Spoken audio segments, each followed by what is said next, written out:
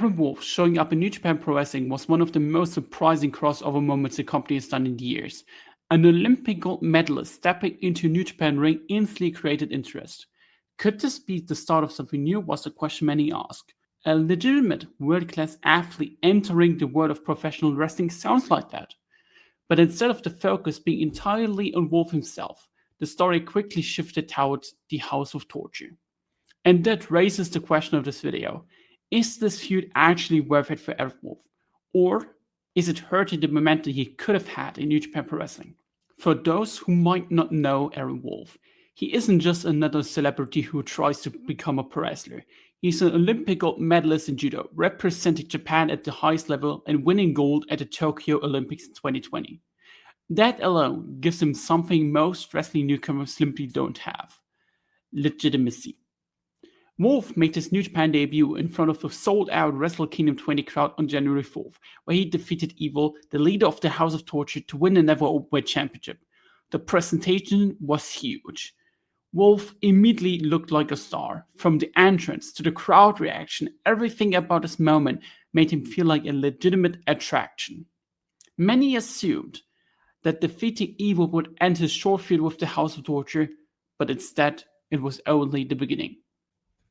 The very next night in New Year's Dash, Wolf was attacked by Ren Narita, who challenged him for the Never Openweight Championship at New Beginning in Osaka. In the lead up to the match, another major change happened. Evil announced that he was leaving the company, and Ren Narita was revealed as the new leader of the House of Torture. When the title match finally took place, the result shocked many fans.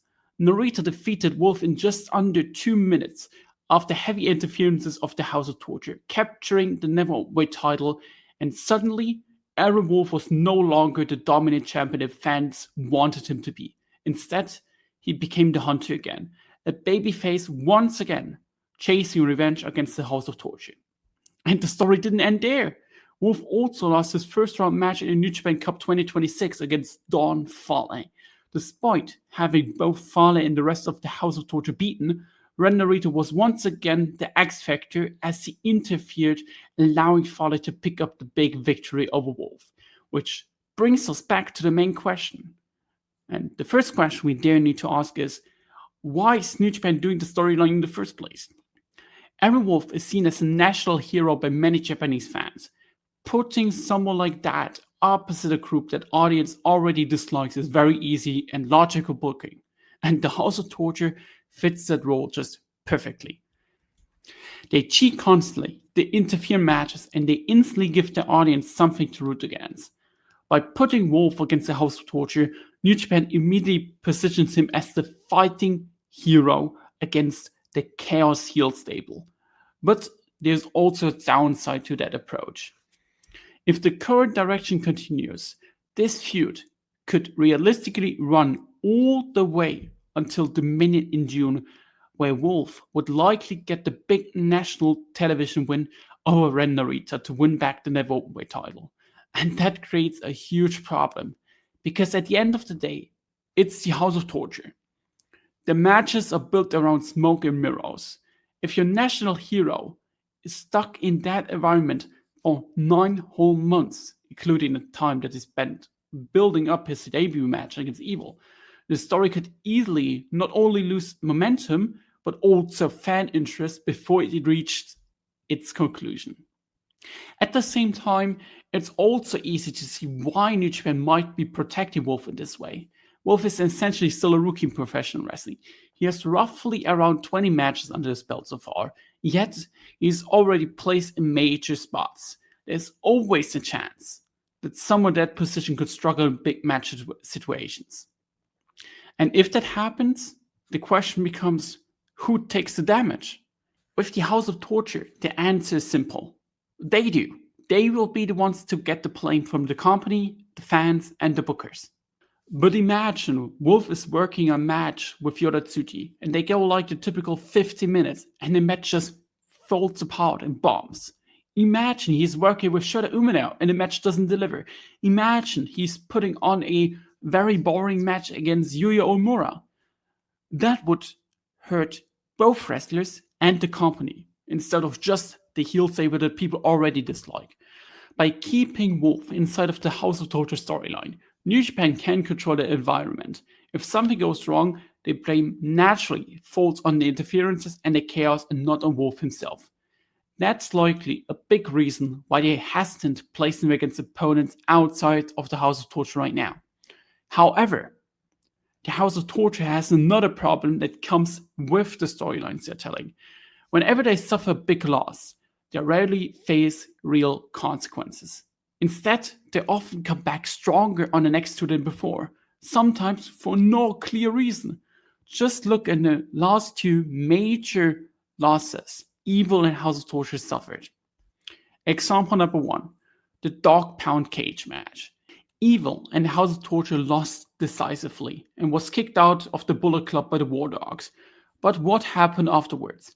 The House of Torture immediately recruited multiple new members, including Chase Owens, Don Foley, and Doki, won most of the matches at Dominion, and went into G1 Climax looking incredibly strong. Evil scored a big win over David Finlay. Sho and Doki were positioned as dominant junior tag team champions. Evil then even went on to the G1 Climax final, defeating Yodatsuchi in the semifinals, an insane choice, still to this day. Example number two, Wrestle Kingdom versus Aaron Wolf. Evil lost the number one weight title to Aaron Wolf at Wrestle Kingdom, but the follow-up is Ren Narita takes over as leader. The interferences in GT becomes even more extreme, and the group is now essentially running a 7-on-1 feud against Wolf, beating him up multiple times. And that is the real problem. If this feud is continuing until Dominion, there needs to be real consequence for the House of Torture afterwards. I don't think the solution is immediately ending the House of Torture afterwards, but they need a major setback. For example, after Dominion, you could limit their presence in the G1 Climax. Maybe only Ren Narita qualifies and he finishes with a poor record, something like 8 points in the middle of the block. For years, House of Torture have rarely suffered meaningful consequences after a loss in a major match, and that needs to be changed with that. At the same time, New Japan probably won't end the faction right away as a result of Wolf defeating Ren Narita. That should not be a conversation. They won't risk a portion of the hardcore fan base that attends every show turning against Wolf because of it. But it still could be an interesting direction. Imagine Wolf defeats Narita, and afterwards the two slowly begin to shake hands to show respect. That alone could plant the seeds for a much larger change within the House of Torture down the line. For Aaron Wolf, the real turning point might come once we reach the G1 Climax. By that point, Wolf has trained more, gained more experience, and is maybe finally ready to step into the ring with a variety of opponents, without the constant need of interferences and chaos surrounding him. And honestly, Wolf has already shown promising instincts. In his matches against Dawn Fale Evil, his comeback sequences, his struggles, and his overall performance were surprisingly strong for someone with so little experience. But before we get there, the big question is, how do we get from where we are right now to Dominion? The most obvious direction for the end of the story is that Aaron Wolf eventually gets his revenge in the House of Torture, defeating Ren Narita and reclaiming the number one weight championship at Dominion. The match itself almost writes itself. The first half would be classic House of Torture chaos, interferences, distraction, and cheating, but the second half would shift into a hard-hitting number one weight style action, which they have teased for the new beginning match where Wolf was pretty much bringing up he wants to wrestle Ren Narita because the match that made him fall in love with pro wrestling was Ishii versus Shibata, and Shibata, of course, is the mentor of Ren Narita. This second half of the match would end with Wolf overcoming everything and finally standing tall. Before Dominion, there are several logical steps along the way. First, a rematch with Dawn Fale seems very likely, possibly at Sakura Genesis, where Wolf will finally hit the massive judo throw on Fale that they have been teasing throughout the last couple of months. At Dontaku, he could face one or even both of Sho and Doki in singles matches. By that point, he might also have picked up a win over Yujiro Takahashi. All of that would lead to a classic New Japan redemption storyline. Every wolf gradually runs through the entire House of Torture, one member at a time, before finally reaching Renderita. To even do that, I could imagine that Toriano turns heel and joins the House of Torture because New Japan loves chaos and that would be a chaotic way to do that. So, to come to my final point, is Airwolf versus House of Torture worth it? Right now, to me, the answer is a bit complicated. On the one hand, the feud gives Wolf a clear enemy and establishes himself as a babyface. On the other hand, the heavy interferences and chaotic finishes risk undermining the very thing that makes Aaron Wolf special. His star power, his legitimacy, and potentially he has shown already in the ring. If New Japan uses this feud as a stepping stone toward bigger matches and bigger moments, then the storyline could still work. But if it continues with the same formula of interferences and quick losses, it might end up in a missed opportunity. Because every Wolf entering New Japan should feel like something unique. And whether this feud helps him or hurts him, that idea will depend entirely on what happens next. Especially the match of the minute. The match will be the most important one.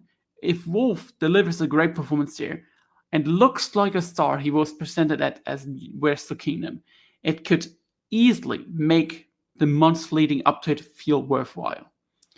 I will definitely circle back to this topic after the minute and revisit these points to see how the story has aged. But for now, let me know what you think. Is Iron Wolf vs. House of Torture worth it? Leave your thoughts in the comments below, and if you enjoyed this video, I would really appreciate a like and a subscription. And with that, bye bye.